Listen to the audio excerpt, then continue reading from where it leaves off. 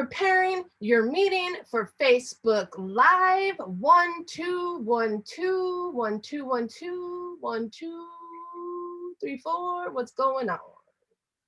Let's see. It says now streaming live on Facebook. Does it say now streaming? Okay, 5 4 3 2 1. What is up, everybody? Thank you for joining me for another episode of the Sunshine Show. I have an amazing guest for you guys this evening. The one, the only, most notorious club owner in Denver, Colorado, Jay Bianchi. What's going on, Jay? How are you doing? Just hanging. I'm doing pretty good. We have So Many Roads is the only one that club that can really be open because it's so big. It's like 15,000 square feet. It's a brewery also, and it's like the 7th largest brewery in Colorado. We haven't been able to brew our beers yet, but that should be soon, and that should be very helpful. But we've been able to be open because we have a large patio and we have like huge garage doors. So that's one good thing. So we definitely have to be open and keep the connect with everyone. Yeah. What's up, Don? What is up, everybody out in Facebook land? Thank you guys for joining us tonight. We appreciate all of your time and everybody out there. We were talking to Jay Bianchi out of Denver, Colorado. I have personally played at Sanchos Broken Arrow, at Bianchi, Psychedelic Ripple, and I've had nothing but the most amazing times every time I have played one of Jay's clubs. So I wanted to get him on here tonight so we could kind of pick the brain of the madman, the genius behind all of the Grateful Dead themed bars in Denver, Colorado. Who has Grateful themed Dead bars? This man does. Jay, could you please give us a little bit of an introduction for those that may not know you? Okay, so yeah, I started off with Coyote's True Blue way out in East Colfax in 1996. Sorry, my name is Jay Bianchi and own a bunch of Grateful Dead bars. 1996, Coyote's True Blue, and it was the little bar that could. It held like 100 people, and when we opened up, we just wanted to be able to play Grateful Dead music or play like tapes and everything. And we got that. And then, you know, there was one day we had bands. We started booking bands on Friday and Saturday, and then we added Thursdays. Then we added like Tuesday open stage, and we just kept on adding days. And then one day we were bartending. It was like Friday. I was bartending, cooking, whatever. And it was a Friday night, and we looked up and we didn't know anyone in the bar. And we were like, okay, this is cool. Now one of our friends is here, and all these new people, our new friends are here. So that was when we knew that we had a success. So after that, we opened Sanchos Broken Arrow, and that has been going on for 20 years. And then Coyotes has been hopscotching across town, making its own, jumping from Colfax to Broadway to Welton to Lawrence, and then even to University and Logan. I finally decided to close Coyotes forever, which didn't really work, but and we opened Bianchi Psychedelic Ripple right in the heart of town, and that place was just awesome. And during the pandemic, there was a fire there, and we had to close that. And luckily luckily there was a fire, because luckily I found this place, which is a brewery museum, and it's like the culmination of everything we've ever had, and it feels awesome. So it's once the whole thing opens up, this place is gonna be great. We can do outdoor shows, we can do indoor shows, and we can make our beer. Awesome. Jay, so you actually don't have Sancho's Broken Arrow? That has moved to the museum? No, Sanchos is still in existence. Okay. I am not part of it right now. I'm just the cheerleader for it. So Timmy and Tyler own it, and my art's still there and everything's still there, but I'm not actually financially part of it. Oh, okay, very cool. I was explaining to one of my friends earlier when I was kind of talking about you and the mastermind that is Jay Bianchi, that your clubs do every couple of years kind of get up and like move over a couple of blocks. They're kind of like, yeah, I mean they move. I think it keeps everything fresh and new, and it keeps it working for my brain too. So I think me and my brother, when we said whenever we start to stagnate, then that's the end. So like I think and it's not always like we try and move them on purpose. It just happens, but it keeps us fresh and keeps us going. And like, we have to reprove ourselves each time. So, and that's almost kind of like something that you need to do in the music industry in general, whether you're a band or a bar owner or whatever. You have to keep reinventing yourself, right? I think just in general in life, you know, but in the music business and bars, restaurants, all that stuff, they after a while, people take what it is for granted, even like their favorite band. They're like, oh, I've seen them a ton of times or whatever. So I think you reinventing yourself and doing that, sometimes it's like, you're not doing it on purpose, but it just happens. Like you'll switch members or you'll do a solo project or something. You have to keep it fresh or else you're just, I mean, you're going to stagnate and it won't be good. Absolutely. Let's take a minute to see who is joining us tonight. We have Don, we have Marcio, we have Megan, we have Gary Howard, Mike Torin, Hey, Eric Gomez, Matt Owen says J in all capitals. What up, Matt? We got Goss in the house. Thank you all for being here with us. Scott, what is up? Underground Roots Clothing in the house. Thank you all for being here with us. If you have any questions for Jay, drop them in the comment section. We will try to get to them as soon as possible if we're able to tonight. If not, we'll save them for round two. But yeah, thank you, Jay. So Jay is a Grateful Dead would you say fan, connoisseur? How would you describe yourself? I was going to say both of those: fan, connoisseur, neurotic follower. Who knows? I just like them. I like all kinds of music, but I like to specialize in that. They're like the ultimate like fan dream, basically. That, I mean, they were always doing shows. They were changing their shows. You can always find something new about them. It's not like you go look at one tour, like you can look at the past and each show is different, has its like little different things, and you're like, oh shit, they did this, and as a fan, you're like, maybe I want to see the St. Stephen. I haven't seen this song yet. I haven't seen that. Fish does the same thing, and Widespread Panic does the same thing. They followed in the lead of that, but that's kind of what the obsessive fans want, is they want something to talk about, something new, and constantly reinventing themselves. And that's what they were doing, and they were good at that. So did you get to go to a lot of shows? I went to 114 and a half. The half is what wasn't like that weird. I could do two halves, because another one I don't think I was really at that one. But the half one was an acoustic one, and it was a Phil Lesh and Friends with Jerry.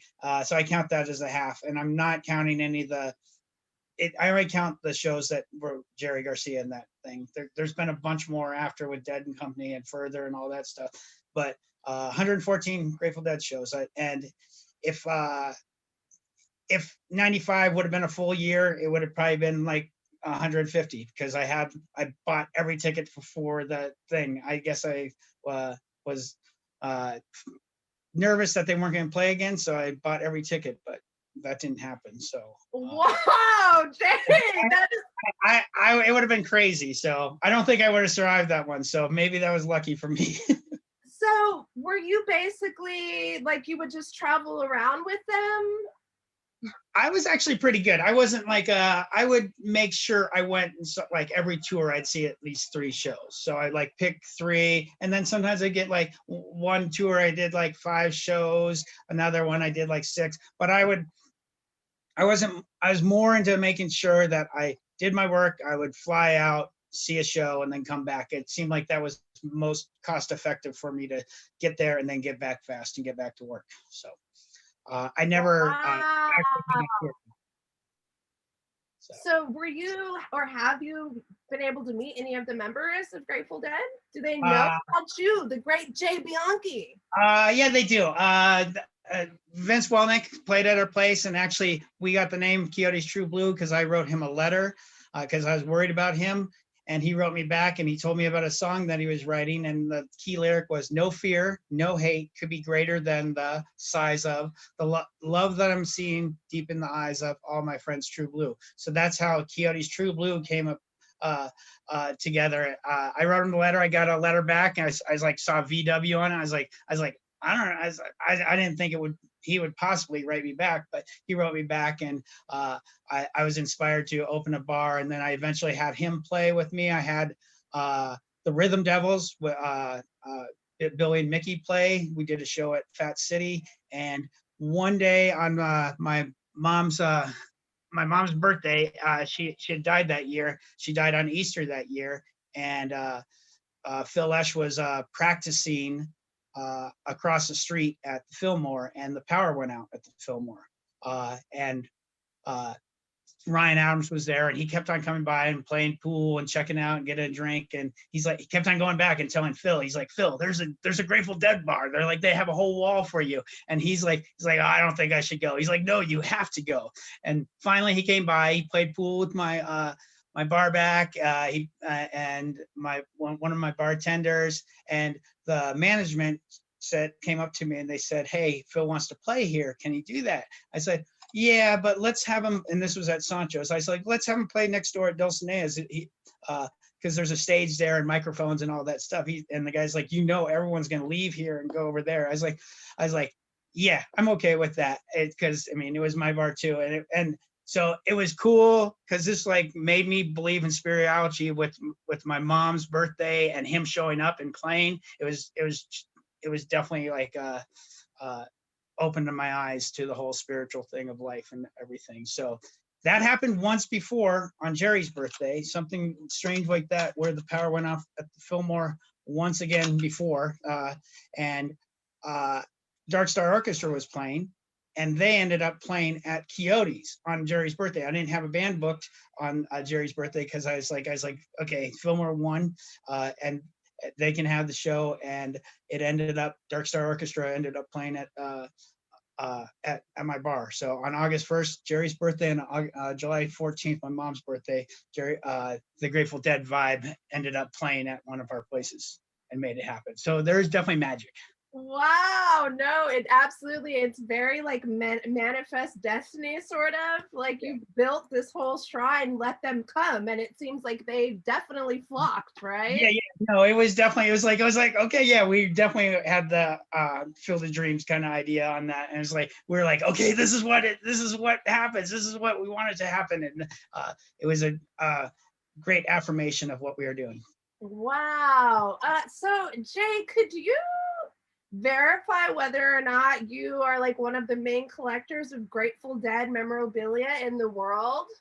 I don't know if I think I would be, but I haven't checked that. But I know it's the largest public collection of Grateful Dead memorabilia. So, and you can come see it anytime, and it's in a huge museum, tall ceilings and everything, and it just looks awesome.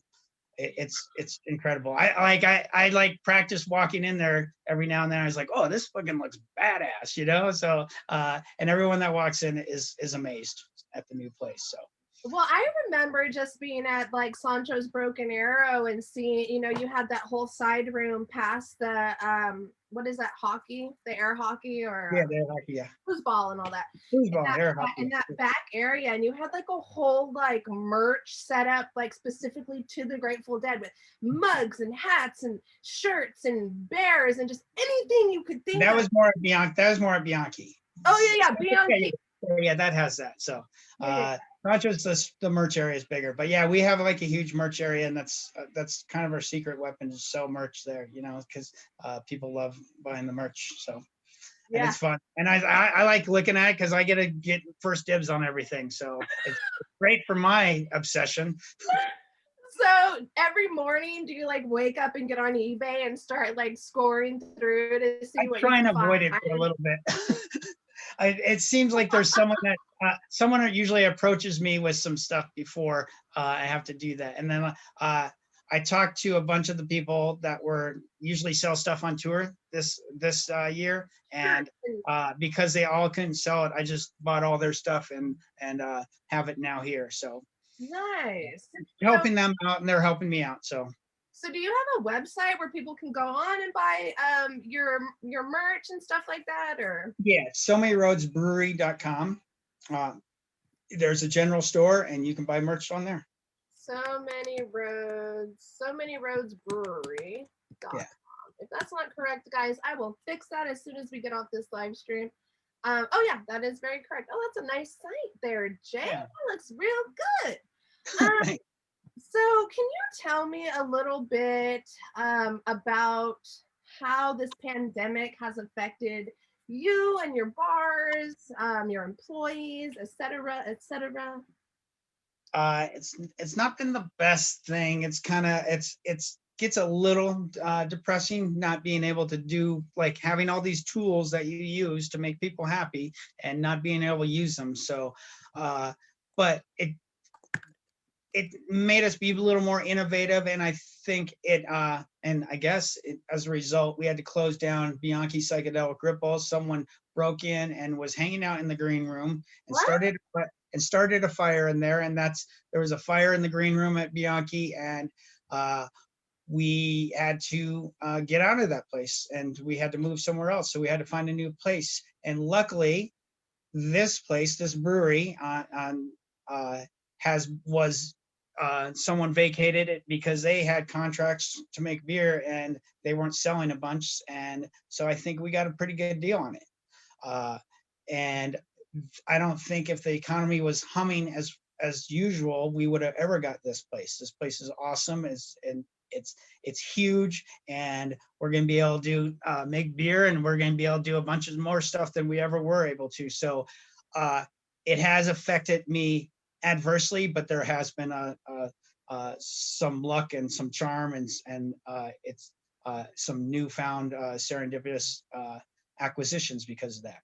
Wow. I'm so glad that you can make a huge positive in something that could have been like a huge negative. Oh, it felt negative. I was actually like, so depressed and like sad, but I was like, oh, this is it. This is whatever. I was like sitting there, and I was like, this is going. I didn't want my story to end this way. And then all of a sudden, I was like, okay, I can make the story better. And I felt like I was able to manifest a good story and a good ending. Not that it's ending, but a good serialized part of it where we continue rather than just ending with like a fire and everything just sucks, you know.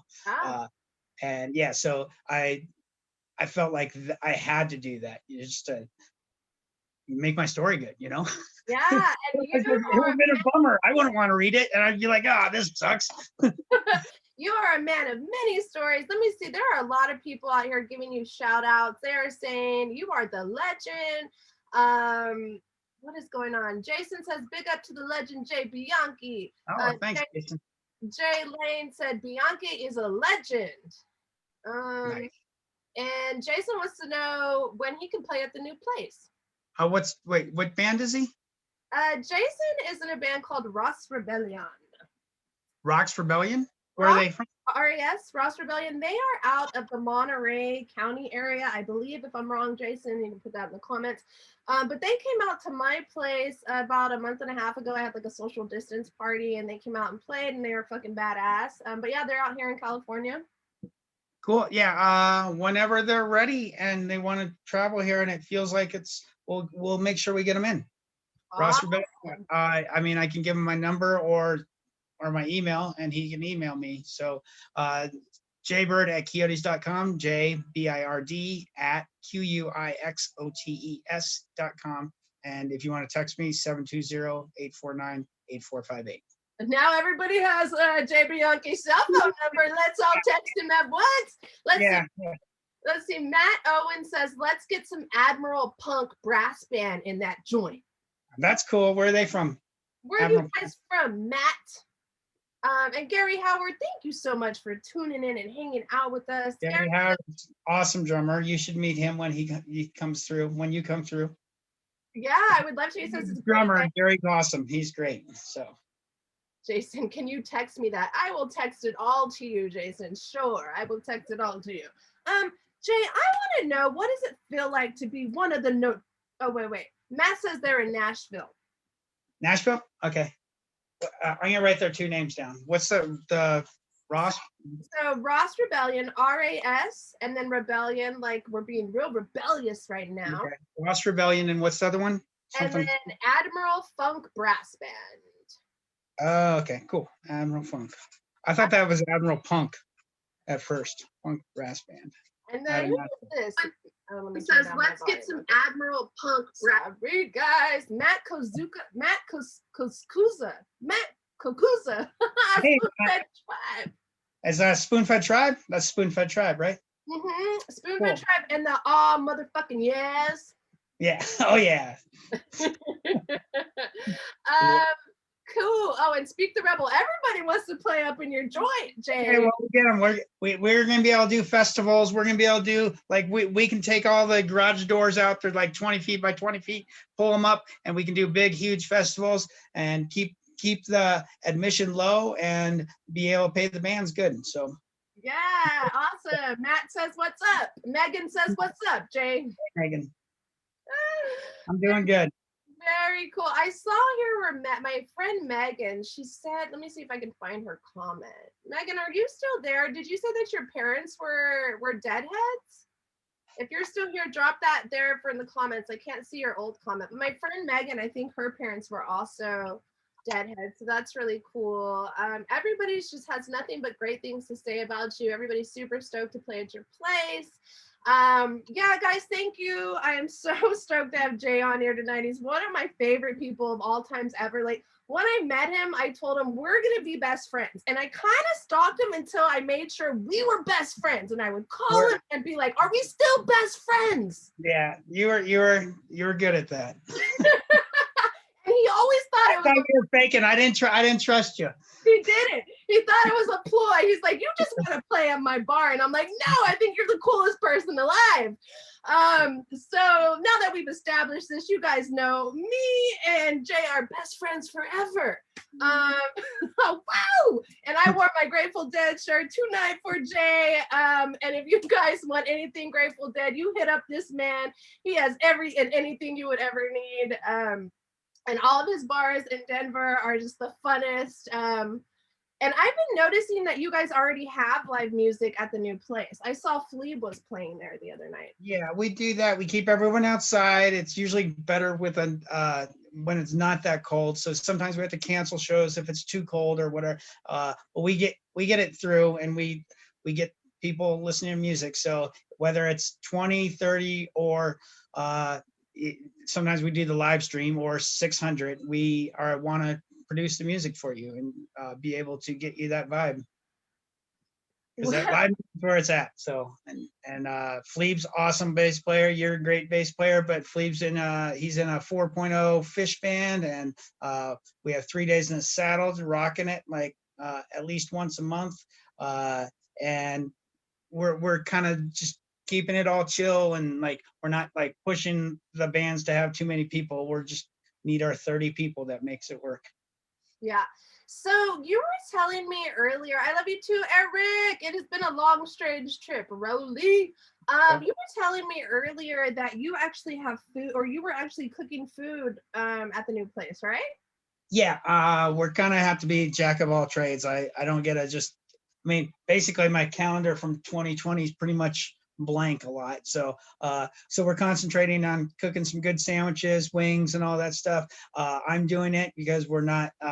We have to make it work until we are able to open up and rock it out for everyone. So I'm going kind of back to the beginning where I cooked and my brother cooked, and my brother's helping make the menu, and we just do all the jobs because we can't specialize that much. So cook, I bartend, I do whatever to make it last, and so we can be open when it clears out.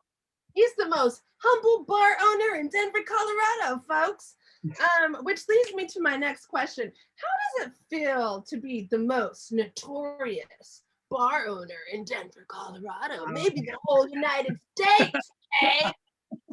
I don't know. It seems somehow I get in sometimes trouble, but I don't think I should be that notorious. But sometimes there's moments of notoriety. I guess I just don't like to take shit, and we just do what we do. And you know, it's we just make sure everything works. And sometimes there's a bunch of people that are being I would say they're kind of being unruly and whatever, and they kind of need to be yelled at or something, or sometimes. So sometimes they get yelled at, sometimes feelings get hurt, but in the end, I'm always rational in the end, and everything can be fixed. So, so sometimes we go a little too far, but I guess that's the nature of things. Though you don't know how until you go too far till you get there. So I don't know. I guess we have to get there sometimes. Man after my own heart. You remind me so much of myself, Jerry. As I call myself one of the most notorious bass players on the You are scene. notorious, yeah. We see you all over the place.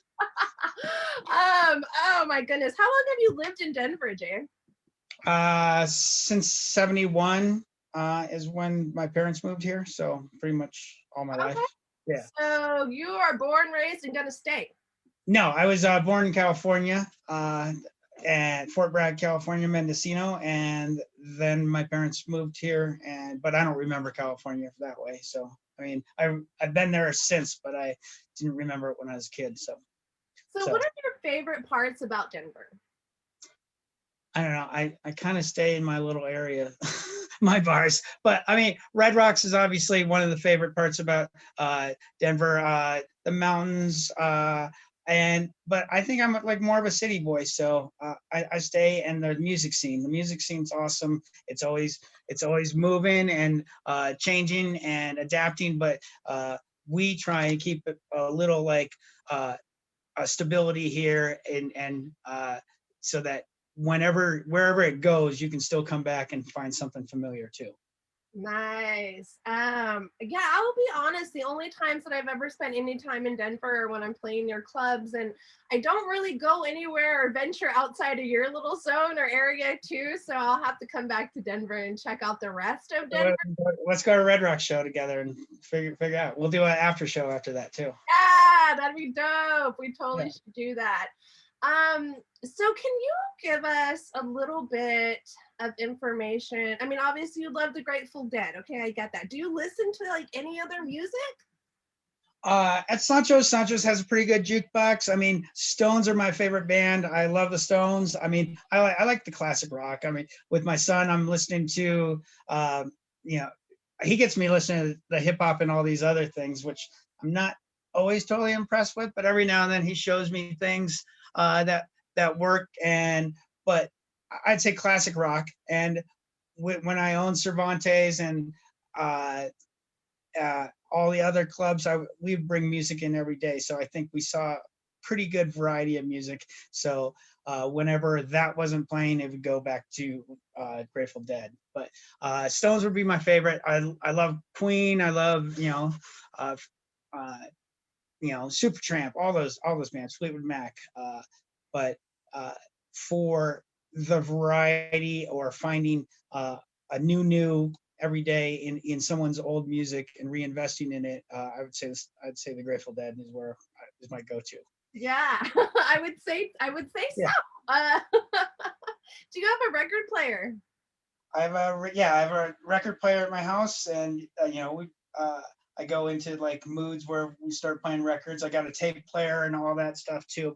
And I got a couple record players here, and I was going to set that up on one of the other stages and start playing some of my records here at the bar too. So I was watching a video that you made that was hilarious, and you're wearing like 10 t-shirts and like 2 hoodies, and like you're the whole Richard Pryor thing came. yeah. And you had like a whole stack of vinyl, like maybe this. That was actually that I had a whole stack. It was a huge stack, and that was all just I pulled out all the Grateful Dead records. Those were all that was like that whole stack was all Grateful Dead records. And it's like Grateful Dead, Jerry Garcia, New Riders of Purple Sage. And I was like, whoa, this is a lot. And but I Stones, Crosby, Stills, Nash, every band I had, and I had a big, when I was a kid, I was a big heavy metal kid. So Iron Maiden and Black Sabbath and whatever. There's so many records at my house. And then I have a huge tape collection of all Grateful Dead and some Fish, some other stuff, but some old Donovan and stuff like that too. So I definitely love music, and I love the sound of music, and record players are just awesome the way they sound. And the fact that they make invest a little in your time and you pick out the new thing. It's like, okay, cool. I'm going to pick out this. I got 20 minutes to decide and gel with this. And then I go to, I flip the side and then I pick another album. And I think that's just like, that's the best. That's the best way to listen to it. Yeah. Just all the way through. It's like a whole, It keeps you active and tuned into it. Like, whereas like a CD, like the CDs, like you kind of can zone out and then you're not as engaged in it, but the records keep you engaged. If you stop getting engaged, it pulls you back. So yeah, I love that. That's what I really love about records as well, is that it's just something you want to listen to from the very beginning to the end. Mhm. And you just don't get that sometimes. I feel like you said, like with the CD or the singles and stuff. I just love the concept of being able to sit down and listen to a whole album and it just like drawing you in. Could you, if you had to like estimate how many pieces of Grateful Dead memorabilia do you think you own, including your albums and your shirts? I would say there's like 1,300 pieces up, but I mean, there's a lot more that I own beyond that. So there's like probably 4,000 pieces. So Oh my God, Jay! How do you keep it all organized? Do you have a bookkeeper? Well, you know what I try to do? The one thing I try and do is get big enough places that I can put it all up so I can look at it all the time. So I like to file it on the walls. That's my best filing system. So, and then we also joke that that's as long as you can get it on the walls and whatever, you're not a hoarder, you know. But that's my loop. My escape clause. It's like I'm not hoarding because it's all on the walls. But yeah, each place that I've had and get out of or move, I was like end up taking the move is way harder each time because you take like a huge number of things with you each time. So it gets harder not to be a hoarder when you have all that stuff. And I was, when the place had the fire, I was so worried that I was actually going to become a hoarder because we put it in these 4 big canisters and it's like what are the big metal crates, what are they called? I forgot what they're called. But anyways, it was like, oh, this is just hoarding. And I said, this is terrible. But once we got the new place, I was like, I'm not a hoarder anymore. I'm good. I'm a museum curator. Oh my God, I love that. That is so hilarious. Let's see, Margie has a great question. Do you remember what your very first piece of Grateful Dead memorabilia or the first item that you bought was? I bought a piece at Red Rocks 9785. It was a Rick Griffin. It was for their 15-year anniversary. It was the Minuteman. And he's a Minuteman playing the drums, whatever, and red, white, and blue, nice flag behind him, skeleton, and it's still one of my favorite pieces. So, well, damn, you know the date and everything, Jay. Yeah. It was $5 too. Yeah. So yeah, and I actually, as I was leaving that place, I was like, that was the official poster from them. But as I was leaving, I was like. Never seen so many people making stickers and all their little wares outside there. And I was just like a kid in a candy store buying stickers.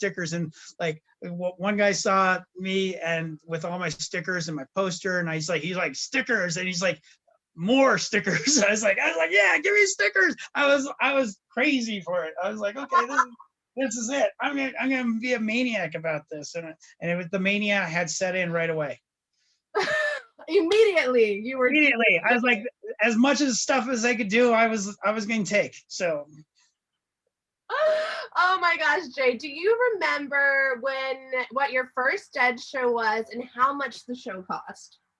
That was my first Dead show, and I think tickets were $10 or something like that, maybe $12. I had the stuff with me, but I'm not sure. But it was Red Rocks, and it was 9785. That was my first show, and it was $12, I think, 12 or 14. Wow, so cool. And the last show I saw was Chicago, Soldier Field, Jerry Garcia's last show, and that was $30. So it went from 10 to 30. So. Wow. Yeah, it's crazy how much the tickets are nowadays. I guess if you can even get into a show nowadays. Fare Thee Well. I went to Fare Thee Well, and I was we got denied on email. I mean, on the mail order. And I ordered for my brother. I ordered for me and my little brother. We all ordered, and we got denied on all of them. And I wrote them. I was like, we own like all these Grateful Dead things. I was like, there has to be a way we can get tickets to go to this. And she's like, she's like, you'll get tickets. I was like, oh really? And because she's like, yeah. I was like, so should I get plane flights? She's like, yeah, get plane flights. So a week before, she sent me, Calico sent me from the Grateful Dead, sent me tickets. So you did get the tickets. I did get tickets, but I was like so scared. But like these were tickets that like people returned because they had no use for them. But I was kind of confused. I was like, if you got tickets, it seemed weird to have to return them. You know, like why'd you do the mail order and then return them? It just didn't seem like it made sense. But their loss, your win. Yeah. So that's awesome. So like the serious non-ticket. I was like, this, I cannot not go to this. But I went. So. And how was the show? It was awesome. It's not the Grateful Dead. I had a great time. I got back when I landed in Denver. I got my VW. I put on my Grateful Dead tape in my tape player, and I was like, "Oh, these guys are better." I was like, "Okay, that was fun, but I know it's better." So it was good though. It was a lot of fun. It was great to see that many people together again. No, 100,000 people. Wow, that's insane. But that's what's amazing is the Grateful Dead were doing that like every week. They would play Soldier Field every year. They did the expansion contraction. They'd play RFK, and they were just sold out. All those shows were sold out, and it was just like all the time. There was no stopping them. That's just crazy. And I guess that's why they had the following that they had, was because they were so unique, so innovative, and constantly reinventing themselves that it's kind of hard not to be attracted to them. Mm-hmm. Kim Mock or Trey? Sorry, Meyer or Trey? What does that mean, Troy? Mayer or Trey? John Mayer or Trey? I mean, Trey, for Fairly Well. Trey, I feel like me and my brother talked about it, and he's like, what do you think about Trey playing with the Dead? And I was like, you know what? If you're going to the Super Bowl, get the best quarterback. And I think Trey's basically the best quarterback on there. So, he's what I would pick if I had the chance to have that show. So John Mayer, he's good. He's not totally my favorite, but he makes Bobby happy. So, and he allows Bobby to be more the sage Jerry Garcia personality. So, and John Mayer gets to be a Bobby personality. And so I like it. I enjoy going to the Dead and Company shows. So, and as long as they do shows, I'm going to go to the shows. Can you get them to come play at your spot? I don't think so. But I like doing what we do, going to see that. And I like kind of the separation. Like when Phil Lesh played at Dulcineas, it was awesome. We dealt with it. We had it. We didn't have to deal with all the politics of it. And we had a good, fun show. And we were dealing with Phil Lesh as a human. He's like, I want to play here. We're going to do it. And then we didn't have to deal with the politics. We didn't have to hear someone saying, I want my peanut butter jelly with the peanut butter on the outside. We didn't have to hear any of this, whatever is going on, or anything that's screwed up, or Phil's mad at me. I never want Phil Lesh mad at me. So I'd rather just go see him and he'd be happy with me as an audience member. I rather that happen. But if one day it ends up that we are able to get him, we'll do that. We'll make sure we're going to do that. So hopefully we sell enough beer that it's going to be easy to do that. Oh, it's going to be so easy to do that, Jay. Yeah. What does this say? Bro Lee Garza, I need some of those parking lot grilled cheese with bacon in every bite. Okay, we'll do that. Come on in, ask for bacon, and I will do a grilled cheese for you. We got the panini press. We're doing grilled cheese here, and I can put bacon in there, some jalapenos, whatever you want. Perfect, Jay. You can get your custom grilled cheese. Just stand back here. Jay, I remember one of my most memorable nights it was Bianchi, Psychedelic Ripple, and I had just played a show, and the band after us, it was like a Grateful Dead tribute band, And I just remember I didn't even really, I knew what the Grateful Dead was, but I never had like seen a performance or anything. And I didn't know like the kind of people that came with that. And it was just like my mouth was just dropped. Like everybody was so fun. Like I remember this one guy had like this bunny head on, and he's like doing all these crazy dances, and he busts out a comb and starts doing this. Then everybody from all walks of life, like people who are dressed like they just came home from like golfing or something, and they're like into the music. Yeah, it's a pretty diverse audience. It's a very diverse audience for like, and there's people from all walks of life. There's business people, computer people, and what are the wait staff, service industry, and anybody like it. They are pretty accessible and they're available. And once, if you like music, I think you're eventually going to at least experience that or be drawn towards that. Maybe maybe it won't be your total thing, but I think you will appreciate it if you like it. Yeah, it's just, I feel like that was the thing in my life that really changed me, because my eyes had never really been open to that. And then with all just the visuals in your bars, like the amount of like the flyers and the posters and the amount of work that is like put it's memories that are on the wall. And I think because of those memories and those big shows and all those posters, I think it helps inspire the musician to like play better too. I feel like they're like, okay, cool, that this has happened. People are recording this. We are being recorded, or at least people know that we played here, and there is a possibility that we get bigger and all that stuff. So I think it feels like you're a part of something, and I think you play towards that something that you're part of. Okay, so we have the one and only Fleeb in the house with us. Oh, Fleeb, what's going on? What's up, Fleeb? And we have the one and only Cody Wells, who's actually the person who gave me your contact information in the beginning. So Cody. Cody. How you doing, Cody? Cody is responsible for our best friend forever friendship, and we appreciate you. Great drummer. Is Cody still playing at your venues? I'm sure he's going to play. We haven't had that many shows recently, so but he's definitely a part of our family, and he always will be a part of our family as long as he wants to be there. I'll be a part of his family too. So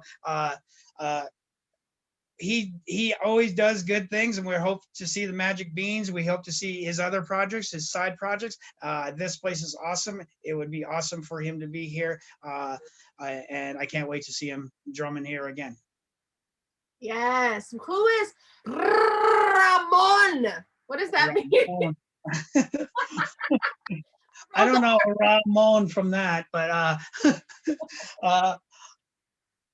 yeah, I'm not sure, but I'll say hi to Ramon. I don't know, Fleeb, explain. Yeah, Cody says not much happening in Denver these days. Much love to you, Jay. Everyone check out the new spot. We are going to drop all that information in the comments after we wrap this show up. We are live about 12 more minutes, and then it's going to be about an hour, and we're going to wrap it up. If you guys have any questions, drop those in the comment section. Oh, Ramon is Cody's nickname. Oh, God, hey, Ramon. How you doing? I did not know that nickname, but now I know. Jay, if you could have a dinner party with any 5 musicians, dead or alive, who would those musicians be, and what would you serve them? Well, one would be Mick Jagger. Okay. And I would probably have to have Jerry Garcia there. I would probably put like this maybe not be a musician, but I'd probably have Owsley Stanley there. Oh wow! Yeah, so let's see who else I would like. I'd put John Lennon there, and let's see who would else. And let's just put Jimmy Page there. So I don't know who else. Phil Lesh would be there too. We could put him there too. So it probably a little whatever, but that would be good. Bob Dylan, we got to put there. This is gonna be a pretty long. I'm gonna make the dinner really long because we got to talk. So we'd start with some appetizers. I'm not sure what appetizers we want. I don't know. Artichoke hearts. I would like Ooh. artichoke hearts. And then maybe some fish, like a John Dory fish, and a nice dessert at the end, some coffee, some wine. I think it'd be more like rather than a beer party, it'd be a red wine kind of party kind of thing. So probably, we got Owsley providing what he provides. Yeah, well, it's gonna be an 8-hour party. Sometimes we won't eat. We'll just talk. And hopefully we get them all up to play. I love it. So Philippe says pretty much all of the Grateful Dead. Yeah. I wouldn't exclude any of them. Brent Midland, I'd get up there. Yeah, he's my favorite keyboard in the Grateful Dead. So he's just like a power of energy pack, and like his years in the Grateful Dead just seemed like he energized Jerry and he energized Bobby, and it was like when he was there was like 3 main protagonists singing and doing their thing. I mean, still there's all the other protagonists, but he added an extra element in there all the time. So very nice. So what was it for you? What was it I'd like? have to bring my brother too, so he would want to be there too. So Yes, of course, your brother. Can we talk a little bit about your brother? So he was a huge influence on starting these bars with you, right? yeah.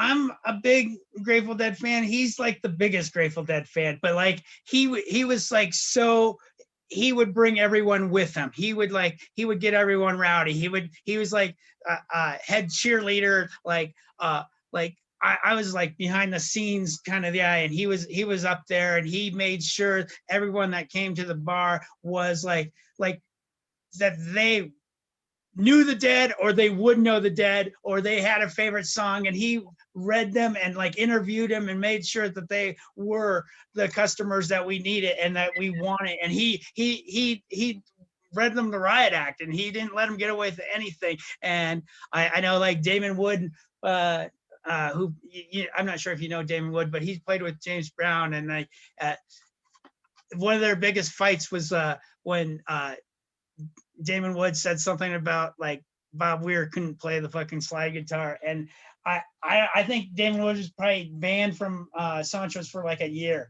and he's like, and it was like he's like fuck you, and he knew that would piss off my brother so much, and I'm not sure what the fight was about, but he'll tell us again about that, but it was definitely like we weren't messing around with he wore it on his shoulder, on his patch, and his heart.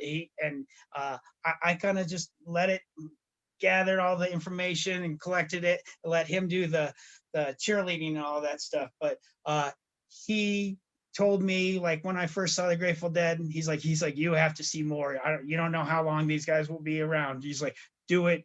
He's like, go to school in New York, see as many shows as you want. So he like pushed me to see more shows. Honestly, he's like, where are you going to go see? And like, maybe he wasn't able to go see him, but he would push me, and then he'd be mad that I saw more than him. But he was definitely like the head cheerleader on there. Very cool. That is awesome. And what year did you guys open the first bar again? It was 96. Wow. November 96, Thanksgiving 96, basically. And we've been going at it ever since, and wow. Started with a few local bands. Lazy Lightning was our house band. They kicked ass once a month, every month. So 2 days, 3 days. Sometimes we trick them into playing 3 days, because I always like 3 days. So I'd like to get one more Grateful Dead show, but they just destroyed it, and people would come to Quixote's after like hearing about it, and they're like, I can't believe this place is so small. But it was kind of like, I do the Star Wars analogy. It's kind of like the Millennium Falcon. It was kind of like a little hunk of junk, but once you got in there, you'd be doing the light speed, and you'd be flying in space. It was great. People would get on the fireplace in the middle. My brother would be behind the bar, like hitting drumsticks on the ceiling, just making the place go crazy. He made sure that everyone was activated when they were there. So Wow, what a huge, I know he was such a huge, And at Sanchos, he made sure everyone was activated. He got the everyone doing the not fade away clap at the end of the night. I mean, he made sure everyone knew that they were having a good time in case they forgot. wow, how fun. That's just amazing. I remember you had a statue that was made. And didn't you have his ashes put in the ball of the Grateful Dead? Oh yeah, so we have a big steal your face, and it's got the skeleton hands, and there's a marble with the ashes. It's the infinity swirl that a Ben made for me, and it's huge. It was in the men's bathroom at Sancho's, but is now. Why was it in the men's bathroom? That's the place where we had to put it. We didn't have a place to put it, but it was a holding spot, and now it's in so many roads, right above the bar, center on the bar. It's fucking awesome. And sometimes you just make stuff. You don't know where you're going to put it. You get it done, and then you fucking find the place. And eventually, it's going to find its place that it needs to be. I don't know. Maybe he had to earn his place. Who knows? I mean, he earned it, but he like who knows? Maybe he fucking sent like fire from above and put Bianchi on fire so that he could get a new spot. Maybe it's him that's like, he's like, I want a new spot. Fuck you, Jay. And I was like, okay, we'll get it. And then I was like, I got the new spot, and we fucking put it right in the center of the bar. He's like, fuck yeah, I'm happy now. I was like, okay. So yeah, he probably was pissed where it was, but he got what he wanted. I got what we wanted. We all got it. It was made and it was ready to go. So it worked better that it was already made. So if we had a better spot, it wouldn't be in the best spot. So. Oh my God, you're killing me. I remember when we played and they were like, well, it's in the men's bathroom. I'm like, what the fuck do you mean it's in the men's bathroom? And they're like, oh, this must be a bad joke. Jay's probably teaching his brother a lesson. Put him in the men's bathroom. He should have been around for longer, so that's his fault. He has to get a little punishment. So, but he's now where he wants to be. So it's all cool. He got me back. I got him back. We trade off. We're even now. Oh, at least a little bit. Listen, thank you everybody for hanging out with us. We're going to start wrapping this up in about 5 minutes. If you have any questions that we haven't got to, drop them in the comments. Ian, Fleeb, Cody, Margie, there's so many people here. Thank you all for hanging out with us. This has been an epic hour. I will download this to my podcast when we're done. So if you guys caught the tail end of it, you can go back and listen to the whole thing all the way through. It's just been a pleasure having you here with me, Jay. Thank you so much for hanging out with me for an hour. Eric, what is up? Oh, look at that. This is the Golden Road to Unlimited Devotion, Grateful Dead Bear. He's saying hi. He says hi all the time. Is he a special little guy? He's pretty special. It's the first single the Grateful Dead had, so. Very cool. What is up, Eric? What is up, Don? Jay, so how can we support you? Okay, we do have a bunch of merchandise on sale at So Many Roads Brewery. You can buy that. I will put coins, whatever, tokens that you can buy. They cost $5, they're worth $5, and you can use them in the future. That would be great if you can invest now, because we can't get as many people now, but you will have those beers in the future. I don't want you to ask you for money that unless you can get something back for it, because that makes me feel good that you, if you want to give money, that's fine. But I'd rather you get something and it feels good, and I see you in the future, because that's where it makes me happy, is when we see you come in and enjoy the spot. So when you guys are in Denver, Colorado, or maybe you already live in Denver, Colorado, tell them the online merch link, Jay. Is the online merch link the website you gave me earlier? Yeah, if you go to So Many Roads brewery.com, there is a general store that you can go to, and all that stuff is there. I haven't added the tokens in there, but we'll add those, and you can buy tokens and give them to your friends in Denver, or when you show up the next time, you can use them. Very cool. Do you guys have any shows coming up soon? We don't have too many shows. We're kind of just waiting until everything happens. So hopefully we have tentatively scheduled stuff that we don't want to talk about because we don't until they give us the green light to do it. So, Yes. but there's some good stuff. But so you guys are open for lunch and dinner? We're open 11 to 8 every day, lunch and dinner, and we're starting a new Saturday serial killers thing, and we open at 8, so that's what we're eating cereal. We got the milk and cereal, Frosted Flakes, Golden Grams, all that stuff, and cartoons. So we'll be killing some cereal, shredding some wheat, snap, crackle, popping, and Captain Crunching. I see a shirt and a merch design in the future.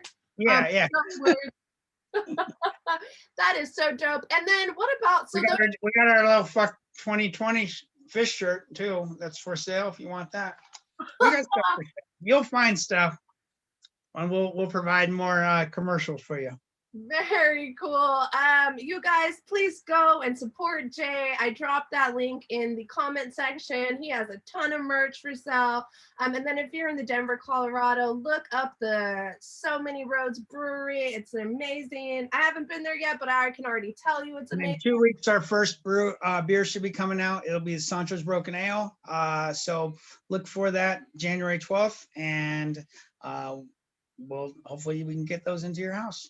Dude, that's so exciting. It's awesome. Yeah, it's crazy. It's a crazy, having the 7th largest brewery in Colorado is crazy now. It's going to be awesome. A lot of good things coming your way in the future. I know that, Jay. I can't wait to get back to your venue. Yes, Eric, we will do a road trip to Denver, Colorado, and go. Okay, we got to see you. Hang out with the great. See you in person. We haven't seen you in a while. It's been almost a year and a half at least. I know, it's been way too long.